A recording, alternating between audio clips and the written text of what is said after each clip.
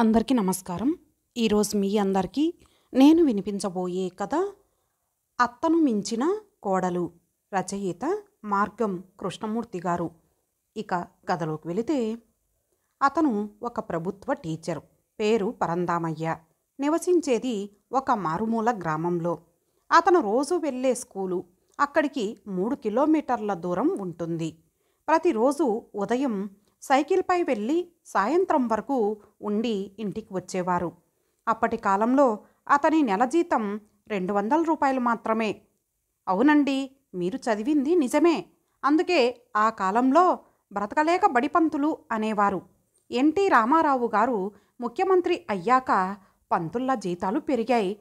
అతని భార్య వినయవతి వచ్చే అతి తక్కువ జీతాన్ని పొదుపుగా వాడుతూ ఇంటి పనులు సవ్యతగా చూసేది. వీరికి ఒక కుమారుడు దామోదరు.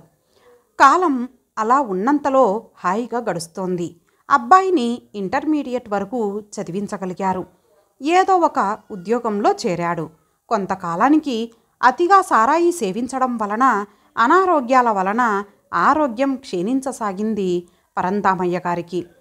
కన్న తండ్రి కండ్ల ముందే ఆ ఒక్క కొడుకు వివాహం జరిగితే బాగుంటుందని బంధువులు మిత్రులు ఒత్తిడి తేవడంతో తప్పనిసరి అబ్బాయి వివాహం కూడా దగ్గరి బంధువుల అమ్మాయితో చిన్నతనాన్ని జరిపించారు. పరందామయ్య గారి ఆరోగ్య పరిస్థితి రోజు రోజుకు మరింత క్షీణించసాగింది. ఒకరోజు తెల్లవారుజామున 3 గంటలకు తుది శ్వాస విడిచాడు.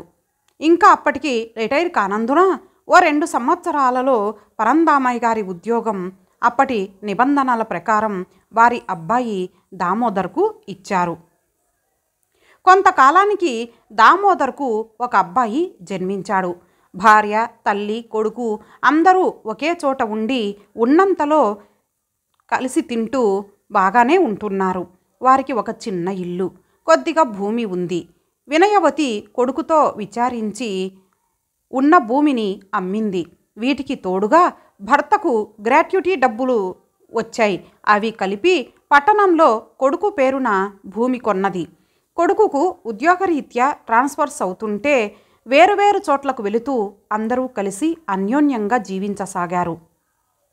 అలా కాలం గడుస్తుండగా కొంతకాలానికి దామోదర్కు కూడా స్నేహితుల ద్వారా డ్రింకు, సిగరెట్లు త్రాగడం ఇలాంటి వ్యసనాలు అలవాటయ్యాయి. ఇంట్లో డబ్బులు ఇచ్చేవాడు కాదు. ఇంటి ఖర్చులకు డబ్బులు మిగిలేవి కావు. ఇంకేముంది, భార్యాభర్తల కలహాలు మొదలయ్యాయి. అలా గొడవలు ఎంతవరకు వెళ్ళాయంటే, చిలికి చిలికి గాలివానల భార్యాభర్తలు విడిగా ఏండ్ల కొద్దీ నివసించే వరకు వెళ్ళిపోయింది. మధ్యలో ఉభయ వర్గాల పెద్ద మనుషులు కలగజేసుకుని ఇద్దరికీ నచ్చజెప్పి, భయం చెప్పి, వారి విలువ మరియు అబ్బాయి భవిష్యత్తు, కుటుంబం గౌరవం గురించి వినిపించి సహజీవనం చేయడానికి ఒప్పించడం జరిగింది. దాంతో వారు కలిసి జీవించసాగారు. నిప్పుపై నీళ్లు పోసినంత మాత్రాన అక్కడ వేడి చల్లారదన్నట్లు సద్దుమణిగినట్లే సద్దుమణిగి మళ్ళీ ఆహాలు పెరిగి అక్కడక్కడ వాళ్ళు చూపెట్టుకుంటూనే ఉన్నారు. కోపాలు తాపాలు కొనసాగుతూనే ఉన్నాయి. అనుకోకుండా ఒకరోజు త్రాగి రోడ్డు మీద నడుచుకుంటూ వస్తుండగా పడిపోయాడు దామోదర్. కోమాలోకి వెళ్ళిపోయాడు. ఆరోగ్యం క్షీణించో, భార్యాభర్తల కలహాల రందుల కారణంగానో లేక ఆయుష్ అంతవరకే ఉందో తెలియదు కానీ వెంటనే వైద్యం అందకపోవడము, తర్వాత హాస్పిటల్లో డబ్బులు ఖర్చు పెట్టినా ఫలితం లేకుండా పోయింది. కొంతకాలానికి దామోదర్ ఉద్యోగం కొడుకు చదివి ఉండడం వలన అతనికి లభించింది. ఇక్కడే తల్లి వినయవతికి సమస్య మొదలైంది. భర్త చనిపోయాడు. కన్న కొడుకు అర్ధాంతరంగా చాలించడం వలన వినయవతి కష్టాలు తారాస్థాయికి చేరాయి.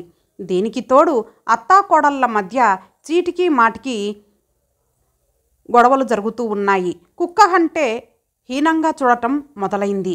ఇది కేవలం వినయవతి ఒక్కరి విషయం కాదు.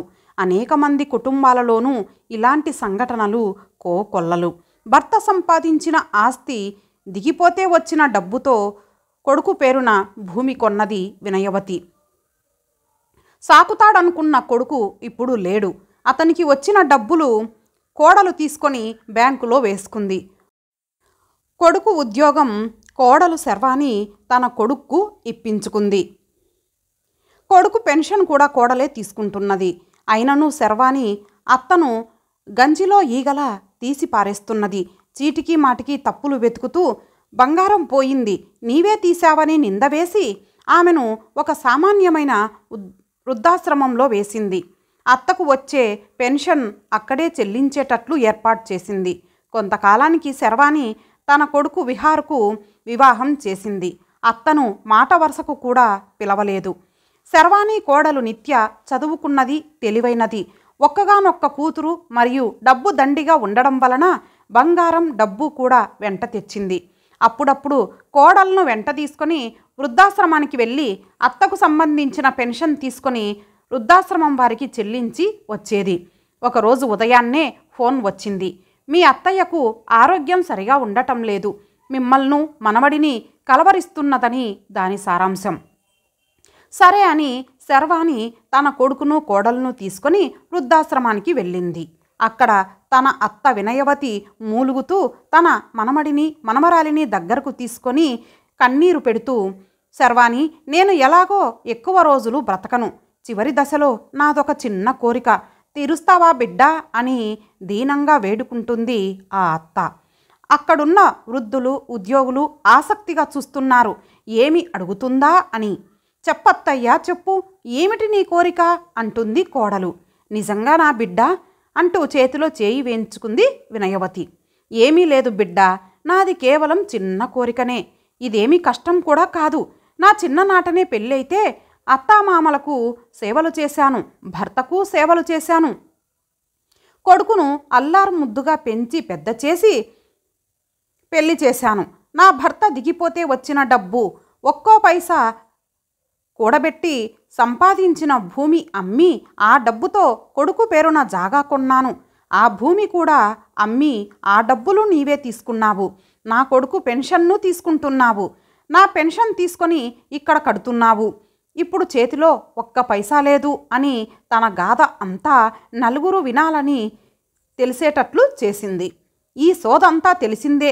ఇప్పుడు నీ కోరిక ఏందో చెప్పు, ఇంటికి వెళ్ళాలి అని అంటుంది కోడలు విసురుగా. ఇదంతా తన కొడుకు కోడలు ఆసక్తిగా వింటూ ఉంటారు. ఇంతలో మనమడు కలగజేసుకొని, సరే ఏమీ పర్వాలేదు చెప్పు నానమ్మ అని ధైర్యాన్ని ఇచ్చారు. మనవరాలు కూడా అలాగే అంటుంది. నేను ఇన్ని రోజులు ఇక్కడ క్రింద పడుకుంటున్నాను. ఎండాకాలం వస్తే గాలి అందక చాలా ఇబ్బంది పడ్డాను. నీళ్లు ఇక్కడ దొరకవు. రేపు నీవు ఇబ్బంది పడకూడదని నా కోరికమ్మా. అందుకని ఒక బెడ్, ఒక ఫ్యాన్ ముందే ఇక్కడ కొని పెట్టమ్మా. రేపు నీ కోడలు కూడా ఇక్కడికి నిన్ను పంపిస్తే అవి లేకుంటే నీవు ఉండలేవమ్మా, కష్టమవుతుందమ్మా. ఇదేనమ్మా నా చివరి కోరిక అని వేడుకుంటుంది. కోడలకు కోపం ముంచుకొస్తుంది. అక్కడున్న వారంతా నిర్ఘాంతపోతారు. కోడలు ఇంటికి వెళ్ళిందో లేదో, నిజంగానే అత్త కన్ను మూసిందన్న వార్త వృద్ధాశ్రమం ద్వారా తెలుసుకొని అక్కడికి వెళ్ళి బ్యాలెన్స్ డబ్బులు చెల్లించి అక్కడే కార్యక్రమాలు నిర్వహిస్తారు. దశదిన కర్మలు చేస్తారు. బొక్కలను గోదావరిలో కలుపుతారు.